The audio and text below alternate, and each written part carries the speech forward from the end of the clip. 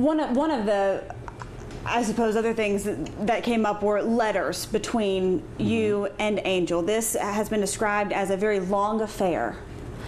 How would you describe that relationship?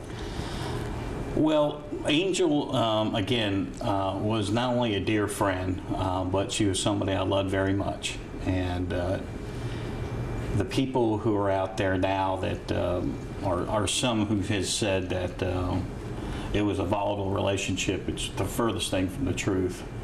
Obviously, it was a wrong relationship, but in the same sense, sometimes, you know, people make mistakes, and I'm one of them, and I take responsibility for that. I should have not done that to my family. I should have not done that to my son. These are the things that I have to learn from and move on and make sure it never happens again. But 98% of the time, Angel and I had a very personable, loving relationship and spent a lot of time together. A lot of people in the media saw us together in many cases.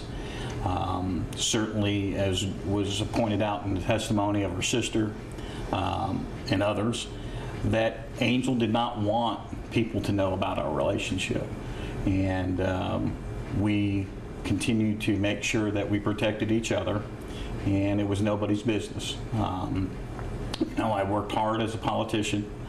I think I can never be faulted for the effort I put into the community and trying to make it a better community. And we all have faults, and I have those faults, and I've been, you know, obviously addressing them spiritually through my pastor and through church, and trying to get right with the Lord. And you know, it's a process, but it was 98% of the time it was a beautiful relationship. Things that were said, the letters, obviously, that were pointed out, they did not realize that she wrote me a response, and you know, it just showed that we loved each other very much. We wanted to do what was right for Christopher, and certainly what was right for Kimberly. And it's just a tragedy, both in the sense that I continued it on for 7 years, and I'm to be faulted for that. Did you ever plan to leave your wife? I think that's something that you know, we'll leave alone. I mean, what Kimberly Nodine is an outstanding person, a loving person. I did her terribly wrong. She is a great mother and a great friend and person to have, and so that relationship was between us and will remain between us. One of the things you mentioned is you cannot be faulted for the things you did in this community, and you told me on the phone today you wanted to make sure that those things were talked about. Tanker, TK, there are a number of things, good things that happened Highway in this 98, community. you know, I think it's ironic that the day after all this occurred, Highway 98 was settled, and that's something I think will be very good for the community. But obviously, for the past year, and rightfully so, through this whole process, everybody has been focused on this, and I can understand that.